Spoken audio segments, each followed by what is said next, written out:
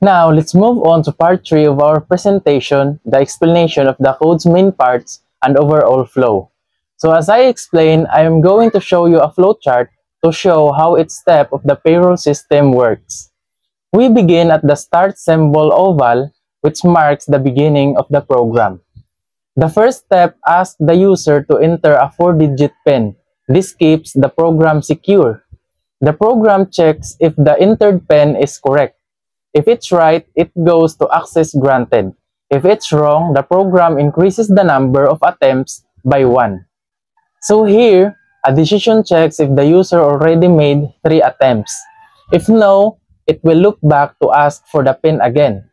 If yes, it shows access denied and will automatically terminate the program or ends the program. So let me go back if the user enters the correct PIN. So when the PIN is correct, the program shows access granted and continues. Next, we input the employee's information, name, ID, tenure in months, daily rate, days works, hours per day, leave days, and late minutes. These details are needed for all salary computations. The program calculates the hourly rate equals daily rate divide 8, since there are 8 working hours in a day. Then it computes regular pay equals 8 times hourly rate times days works. So here, a decision checks if the employee worked more than 8 hours a day. If no, there is no overtime. But if yes, it goes to overtime calculation. So overtime pay is calculated using this formula. Hours per day minus 8 times hourly rate times 1.10 times days works, where 1.10 means the worker earns 10% extra for overtime hours. So after that, the program adds regular and overtime pay to get the gross income. The next decision checks if the employee has worked for at least 6 months and has taken more than 5 leave days.